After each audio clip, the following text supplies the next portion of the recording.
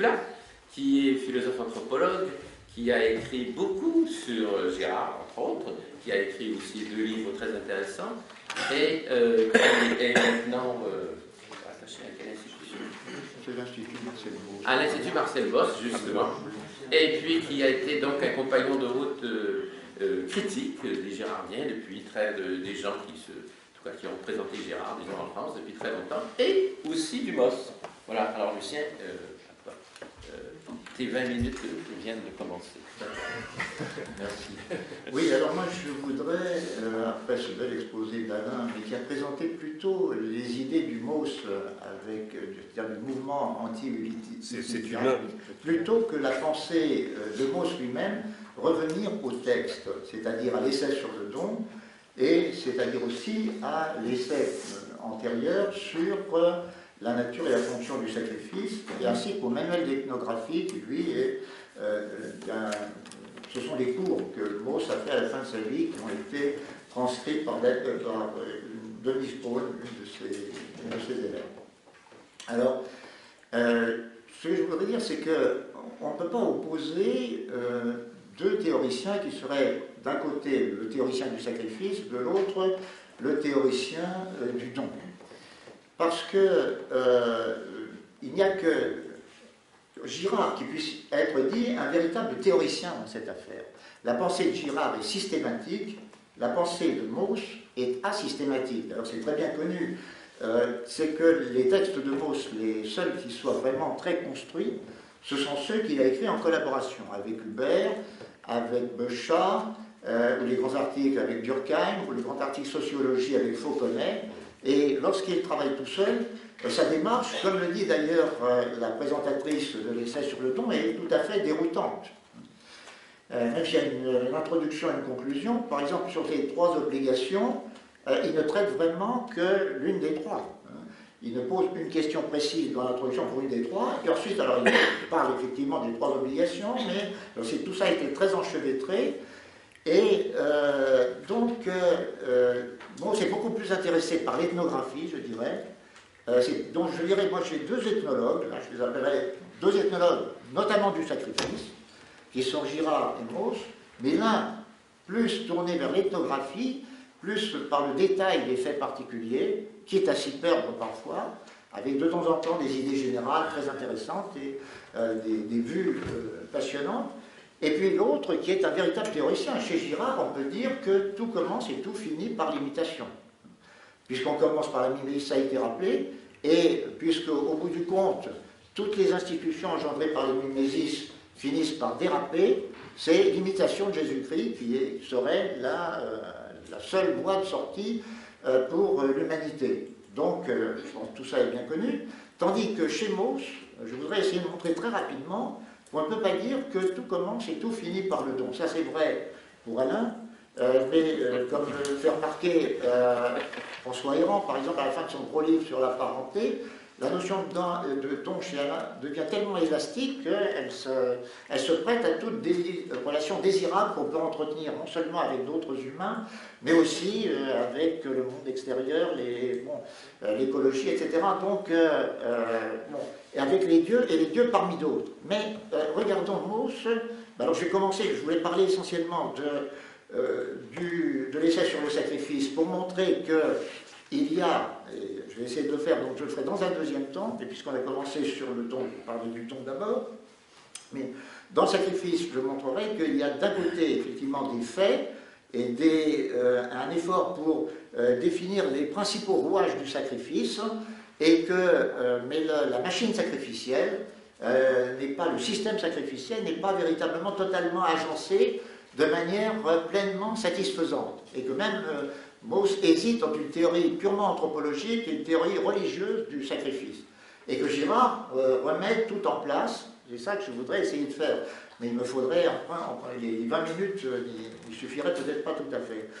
Mais je vais commencer par dire quand même, d'abord, puisqu'on peut, pour être dans le cadre général de la journée, puis pour continuer sur le thème qu'a abordé Alain, dire sur l'essai sur le don. On présente souvent, puisque effectivement c'est le premier texte que Mauss a publié tout seul, sans être co-signé par l'autre qui lui a fait son plan et qui l'a aidé à organiser ses idées, on le présente comme un texte dans lequel il se sera en même temps affranchi de la tutelle de son oncle maternel qui était Durkheim. Et je pense que c'est faux. Il suffit de voir la conclusion. La première chose qu'il dit dans la conclusion, c'est qu'il rappelle que dans les formes élémentaires de la vie religieuse, Durkheim, après avoir montré que toutes les institutions, ou presque, dérivaient du religieux, il y a, dit-il, simplement les institutions économiques et les valeurs économiques pour lesquelles on n'a pas fait le travail. Et Mauss, dans la conclusion, dit, eh bien précisément, moi je montre que les valeurs économiques sont aussi d'origine rituelle et religieuse. Donc c'est un complément au travail de Durkheim. D'autre part, on ne peut pas opposer dans l'essai sur le don, où il parle un peu du sacrifice, mais il ne présente pas comme le sacrifice comme un don au Dieu parmi d'autres. Il présente le sacrifice comme c'est bien effectivement une forme de don, mais ça consiste surtout à rendre possible, il n'est pas un don secondaire, il consiste au contraire à rendre possible les dons, les échanges entre les hommes. L'un des premiers groupes d'êtres avec lesquels les hommes ont dû contracter, et qui par définition étaient là pour contracter avec eux, c'était avant tout les esprits des morts et les dieux. En effet, ce sont eux qui sont les véritables propriétaires des choses et des biens du monde. Bon. Il continue, avant de couper son bois, par exemple, il prend un exemple, ou de gratter sa terre, de planter son poteau, il faut payer les dieux. Donc on commence à s'acquitter de quelque chose envers des dieux avant de procéder à des échanges entre nous. Donc c'est un point qui me paraît essentiel. Deux dernières choses à dire pour le fait qu'il ne s'affranchit pas de Durkheim, c'est que, je le disais tout à l'heure, des trois obligations, il n'explique qu'une seule, la nécessité de rendre, et son explication, qui a été très controversée, commencée par Lévi-Strauss et par beaucoup d'autres, c'est l'explication, une explication religieuse, c'est le problème, c'est le Ao, l'esprit du don, le fameux Ao des Maoris. Bon, je ne vais pas du tout en parler, mais je veux dire, le religieux est partout dans cette affaire. Et donc, on ne peut pas présenter ce texte comme totalement indépendant. D'autre part, il y a quelque chose qui me paraît très important à dire, c'est que, de même je disais tout à l'heure, ce qui est l'artisan du lien social chez Girard, ça n'est pas le sacrifice, c'est le mécanisme de la victime émissaire. Chez Mauss, il me semble que, en deçà du don, il y a quelque chose dont il parle assez peu, mais qui revient dans certains de ses textes, c'est la confiance. C'est qu'il dit à la fin, c'est la dernière page du texte, il dit que dans toutes les sociétés qui nous ont précédés immédiatement et encore qui nous entourent, il n'y a pas de milieu. Se confier entièrement ou se défier entièrement, déposer ses armes et renoncer à sa magie ou donner tout, depuis l'hospitalité fugace jusqu'aux filles et aux biens. C'est qu'ils n'avaient pas le choix. Deux groupes d'hommes qui se rencontrent ne peuvent que ou s'écarter, s'ils marquent une méfiance ou se lancent un défi, se battre ou bien traiter. Mais, et c'est le problème, effectivement, que posait aussi un petit peu tout à l'heure Jean-Pierre, c'est de dire, qu'est-ce qui se passe si on ne fait pas confiance? Ce qui est le premier, c'est la confiance. Mais est-ce que la confiance va être payée de retour? Chez Girard, on commence par imiter l'autre. Chez Mauss, on espère que l'autre va m'imiter si je commence, comme il dit, à déposer les lances. Mais si du fait que je dépose les lances, on en profite pour m'exterminer. L'échange, il n'y a pas de choix que l'échange va avoir lieu. Si on regarde ce qui se passe, justement, j'ai relu un texte de Devereux, l'ethno-psychiatre. Il commente le chapitre 34 de la Genèse. C'est deux tribus, la tribu de Jacob et une autre de Hiram, je crois, et il y a Sichem, qui est de l'autre tribu, qui tombe brusquement pas amoureux, enfin il a un désir sexuel pour Dinah, et il la prend et il la viole. Et puis finalement, il tombe amoureux d'elle. Donc, il demande à son père, puisque tout se règle par les pères, d'aller voir le père d'Albert Jacob, le père de la tribu d'en face, pour le demander en mariage. Alors, les parents négocient et ils tombent d'accord. Ils disent, oui, vous nous donnerez nos filles et vous aurez en échange nos propres filles. Donc, on est dans la situation, là, on pourrait s'affronter et on décide de faire la paix. Mais, disent les représentants de Jacob, pour que nous soyons vraiment un peuple homogène, il faut que vos enfants soient circoncis, tous vos mâles soient circoncis comme les nôtres. Alors, les autres acceptent, mais profitant ensuite de la faiblesse qui résulte de la circoncision, qui les affaiblit momentanément, il faut supporter le coup, surtout quand on est adulte, c'est très douloureux, eh bien, les hommes de la tribu de Jacob exterminent tous les hommes du camp d'en face. Donc, c'est ça le problème. Et c'est le problème que Mose se rend compte de ce problème. Quand il rappelle, par exemple, qu'il y a une obligation d'accepter les cadeaux, mais qu'il est toujours dangereux de prendre. Alors pourquoi est-il dangereux de prendre, justement? Est-ce que ça ne peut pas être vu comme un acte de prédation? Est-ce qu'on ne préférerait pas, finalement, être des prédateurs mutuels? Donc on voit bien qu'il y a tout le problème de savoir si et comment ces questions peuvent être résolues, et là-dessus, Mose ne donne pas de réponse. À la fin, c'est plutôt un programme politique, d'ailleurs. C'est un espoir que les relations humaines dans nos sociétés en particulier puissent désacraliser, puissent se fonder sur la triple obligation fondamentalement. Mais sinon, au début du texte, il présente le don comme un des rocs humains sur lesquels sont bâties nos sociétés. Il ne dit pas le roc humain, un des rocs. À la fin, il emploie, voilà le roc, dit-il, et à ce moment-là, il dit, mais ça c'est le roc sur lequel il espère. Il espère, lui, construire les nouvelles sociétés. Donc il faut faire attention. Hein. Donc, quand il s'agit simplement d'étudier des phénomènes, il est très proche finalement, il est beaucoup plus proche qu'on pourrait le croire de Girard. Alors, voilà. Donc, si on regarde maintenant l'essai sur le sacrifice, alors il reste combien de temps pour en parler? Il te reste, ben c'est pareil, 8 minutes. Hein, 8 minutes? Bon, allez. Bon. Alors, donc cet essai, je ne vais pas prendre le texte que je comptais vous lire, mais je vais simplement quelques citations de Mauss. C'est donc un texte écrit par Mauss en collaboration avec Hubert, c'est le texte qu'il a écrit, et il commence par regarder les théories du sacrifice qui précèdent. Alors Taylor avait proposé de partir du don, et à partir du don d'expliquer comment le sacrifice avait pu se transformer.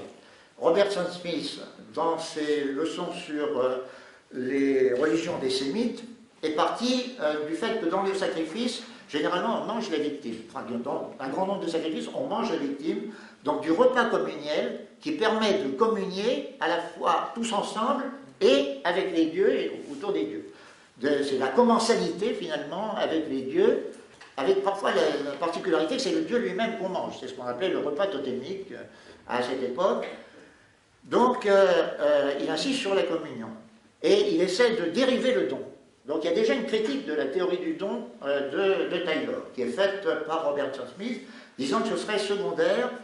Et ce que disent les deux auteurs, donc Mauss, je dirais simplement Mauss pour faire plus bref, c'est qu'il y a plusieurs rouages du sacrifice. Il y a bien effectivement toujours une victime qui est sacrifiée, donnée à Dieu. On attend quelque chose en retour, et c'est ça qu'ils appellent souvent la communication avec le divin. Ce contact qu'on a avec le divin, par l'intermédiaire de la victime, permet d'obtenir un bénéfice en retour. C'est le contre-don, la logique du don et du contre-don est là dans le sacrifice. Et donc ça permet aux hommes de se rassembler, mais en même temps, dit Mauss, il y a quelque chose qui échappe à Robertson Smith, c'est le fait qu'il y a toujours, dit-il, dans tous les rituels sacrificiels, ce qu'il appelle, voilà, l'un des objets, or c'est précis, attendez, voilà, sans doute, Robertson Smith constate, dans quelques formes extrêmes ou simplifiées, quelque chose qu'il n'ose pas rattacher à la communion. une sorte d'exorcisme, d'expulsion d'un caractère mauvais. Mais suivant lui, ce sont des procédés magiques qui n'ont rien de sacrificiel et qui s'ajouteraient. Or, c'est précisément ce que nous ne pouvons accorder. L'un des objets de ce travail est de montrer que l'élimination d'un caractère sacré, pur ou impur, est un rouage primitif du sacrifice, aussi primitif et aussi irréductible que la communion. Et il ajoute, si le système sacrificiel a son unité, elle doit être cherchée ailleurs.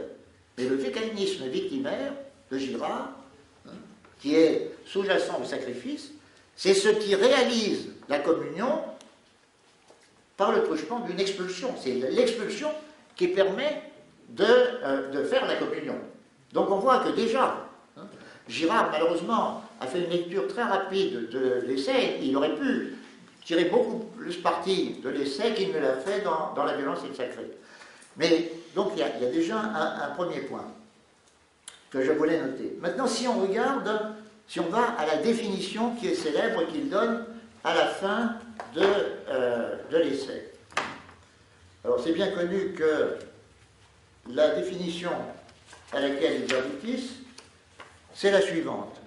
Le sacrifice est un procédé qui consiste à établir une communication entre un monde sacré et un monde profane par l'intermédiaire d'une victime, c'est-à-dire d'une chose consacrée, détruite au cours de la cérémonie. Donc ce mot de communication a fasciné les commentateurs. Et notamment Lévi-Strauss dit donc que c'est une opération de conjonction. Il s'agit de se rapprocher du divin. C'est ça que ce serait ça la communication. Mais si on regarde la manière dont Mauss a utilisé précédemment ce mot, on voit que ce n'est pas le cas. Mais surtout, si on regarde le commentaire qui suit, c'est plus facile de lire ici dans le livre, il n'y a pas lieu d'expliquer longuement pourquoi le profane entre en relation avec le divin. C'est justement pour en obtenir quelque chose de bénéfique. Mais d'où vient qu'il ne s'en rapproche qu'en restant à distance? D'où vient donc que les forces religieuses apparaissent comme dangereuses? C'est ça qui est important. Alors, pour aller plus vite, pour ne pas perdre de temps, surtout quand elles atteignent un certain degré d'intensité, ces forces religieuses, dit-il, ne peuvent se concentrer dans un objet profane sans le détruire. Le sacrifiant, quelque besoin qu'il en ait, le sacrifiant c'est celui qui offre le sacrifice, et pour qui le sacrifice est fait. Le sacrifiant, quelque besoin qu'il en ait, ne peut donc les aborder qu'avec la plus extrême prudence. Voilà pourquoi, entre elle et lui, il insère des intermédiaires dont le principal est la victime. Autrement dit, contrairement au modèle lévi-straussien, qui suppose que le sacrifice que la victime est un bon communicateur du sacré, c'est un moyen d'assurer la communication, on voit que la victime agit comme un isolant. Vous voyez la suite. Voilà pourquoi, entre elle et lui, il insère la victime. S'il s'engageait jusqu'au bout dans le rite, il y trouverait la mort et non la vie. La victime le remplace. Elle seule pénètre dans la sphère dangereuse du sacrifice. Elle y succombe. Elle est là pour y succomber. Le sacrifiant reste à l'abri. Les dieux le prennent au lieu de la prendre. Donc ils la prennent et ils se retirent. Elle le rachète. Alors, il illustre, comme je le disais tout à l'heure, sa thèse, non pas par un sacrifice, mais par un rite que certains théoriciens disent n'a rien à voir avec le sacrifice, qui est la circoncision. Alors il prend un des mythes d'origine de la circoncision qu'il y a dans la Bible et qu'on trouve dans l'Exode. Moïse n'avait pas circoncis son fils. Yahvé vint lutter avec lui dans une hôtellerie. Moïse se mourait lorsque sa femme coupa violemment le prépuce de l'enfant et le jeta aux pieds d'Yahvé en lui disant « Tu m'es un époux de sang ». La destruction du prépuce a satisfait le Dieu qui ne détruit plus Moïse racheté. Il n'y a pas de sacrifice où n'intervienne quelque idée de rachat. Donc on voit qu'il y a un contact justement mortifère qui s'instaure entre Dieu et entre Yahvé et Moïse, et c'est grâce à cette opération sacrificielle. Là, le sacrifice consiste toujours à donner la partie pour éviter de donner le tout. C'est très net dans le cas dans ce cas-là, et que précisément Dieu se retire. Alors, dernière citation, puisque je ne vais pas pouvoir aller plus loin pour respecter la règle du jeu, il faut voir que dans le manuel d'ethnographie, les cours de Mauss, il dit le but du sacrifice est de renvoyer les choses, et surtout les choses les plus sacrées, de congédier les dieux, qui sans le sacrifice pèseraient indéfiniment sur le sacrifiant. L'homme s'acquitte, il sacrifie pour que le dieu s'en aille. Impossible de manger du blé nouveau tant que les prémices n'ont pas été offertes aux dieux. Oui, ça fait écho en même temps au texte de l'essai que je disais tout à l'heure. Il faut commencer par le sacrifice pour pouvoir ensuite nous livrer à nos activités profanes ou autres, et notamment les échanges fructueux de dons et de contre-dons. Merci, Lucie.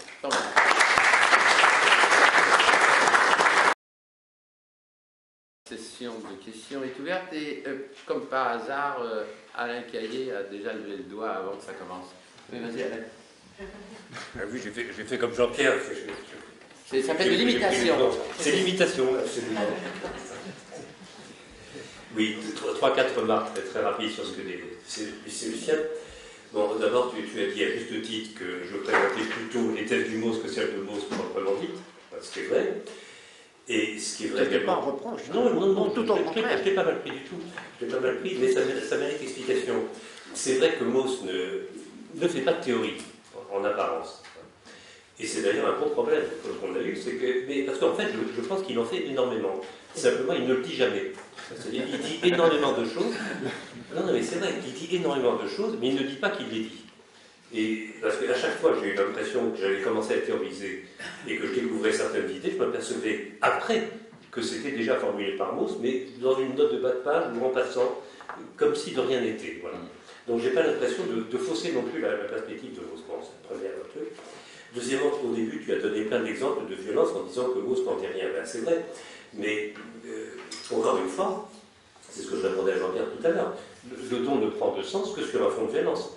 C'est parce qu'il y a l'inimité généralisée de la guerre de tous contre tous, de toute façon, qu'il faut passer, surmonter cette guerre par la violence, par le don. Donc on est bien confronté à une situation de violence originelle.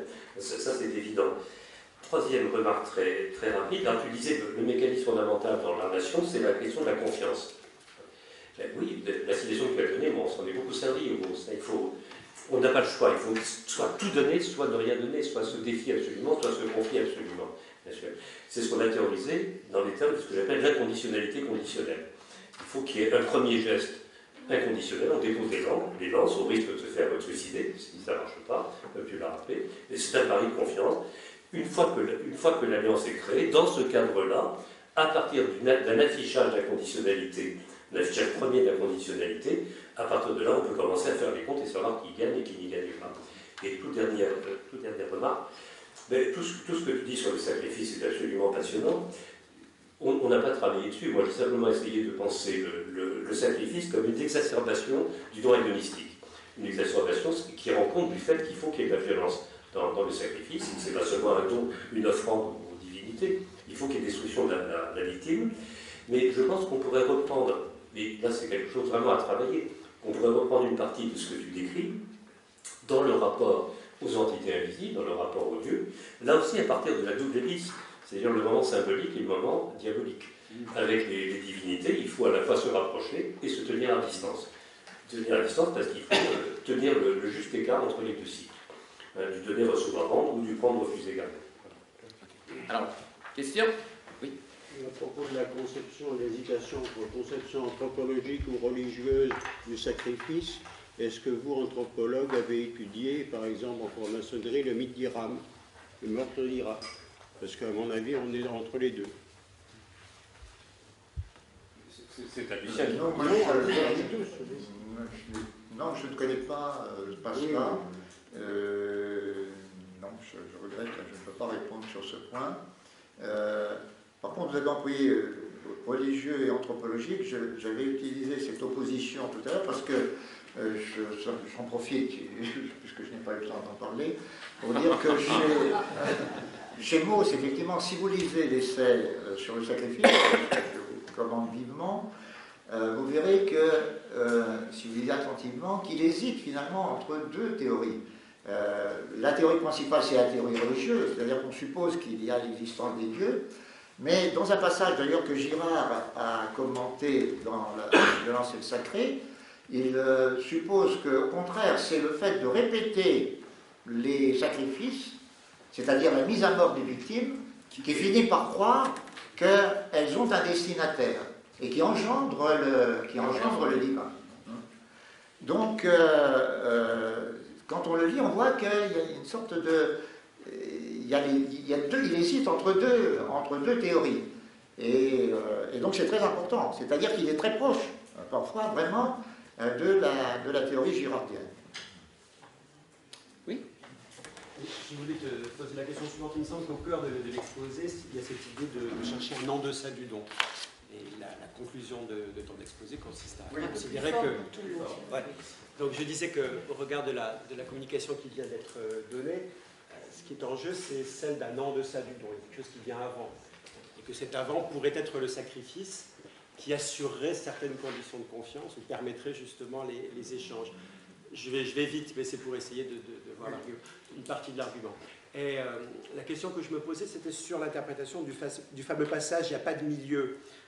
Lorsque tu dis « il faut donc qu'il y ait de la confiance dans la mesure où on espère que l'autre va lui aussi déposer les lances », en quelque sorte.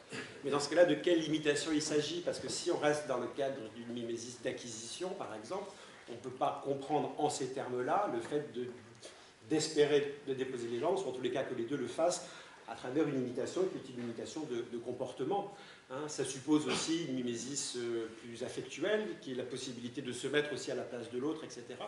Et ce que Alain a noté, hein, c'est que si on veut sortir de l'utilitarisme, de la thématique des besoins, qu'il faut poser la question du désir, hein, le désir mimétique en tant que désir d'acquisition, hein, il est quand même assez réducteur et nous pousse très directement vers des situations de rivalité. Et c'est pour ça que la réponse d'Alain, qu'il y a dans le don agonistique, d'une façon presque immanente, par la dimension de provocation et de réplique, une façon de pouvoir mettre fin à cette violence et de susciter la confiance à travers l'offre de reconnaissance, la demande de reconnaissance qui est faite. Je crois que c'est une alternative qui a une certaine solidité. Voilà. Oui, non, mais si j'avais fait si j'avais utilisé le terme imitation, c'était plutôt pour opposer Girard et Mauss, et montrer que chez Girard, il n'y a pas ce sentiment positif de confiance. Et ce sentiment de confiance, alors ça aussi c'est une chose que je voulais dire, et je vais en profiter, c'est qu'il apparaît aussi dans ce proverbe qu'il cite dans le manuel d'ethnographie: un père peut nourrir 10 enfants, 10 enfants ne peuvent pas nourrir un père. C'est-à-dire qu'il insiste sur la réciprocité entre générations. Hein, et d'ailleurs, même dans l'essai sur l'essai sur le don, j'ai relu, déjà avant Weiner et Godelier, il voit bien qu'il y a des objets qu'on donne entre nous qui circulent horizontalement et les objets qu'on garde pour être transmis, suivant les générations. C'est-à-dire qu'il y a deux axes. Jusqu'à dans l'exposé qu'a fait Alain tout à l'heure, on ne parlait que de l'axe horizontal. Mais si on lit bien même l'essai, on voit qu'il y a deux axes. Les dieux qui sont au-dessus, les ancêtres, si vous voulez. Et puis, aussi les enfants, c'est plutôt dans le manuel, qui insiste sur la réciprocité entre les générations. Et qui suppose la confiance. C'est de donner la vie et d'espérer que, et Julien peut-être de garder des biens pour avoir la possibilité de les transmettre. Juste à je montre bien que la parenté à Rome s'explique par là. Si je n'ai pas d'enfant, alors il faut que j'adopte. L'adoption s'explique par là. Que quelqu'un qui pourra continuer le culte des ancêtres. Je lui transmettrai mon foyer. Et cette question de la transmission, c'est quelque chose de très important. Et on va dans une logique, au contraire, macronienne, justement, on veut taxer encore plus la droite de succession, etc. C'est-à-dire qu'on pense qu'il y a des individus et on remet les compteurs à zéro. J'ai participé à un grand débat, certains proposaient ça, que pas du tout, pas de droite de succession, on prend tout. Et on redistribue. Mais justement, on voit très bien, c'est le modèle totalement individualiste, purement horizontal, et chez Mauss lutte contre tout ça. Et ça me paraît des aspects tout à fait positifs, qui n'y a pas du tout chez Girard. Donc, il n'y a pas... Moi, je suis à la fois maussien et girardien, mais j'ai montré qu'ils ne sont pas opposés sur le sacrifice. Voilà, eh bien, le temps est venu d'expulser nos deux premières victimes.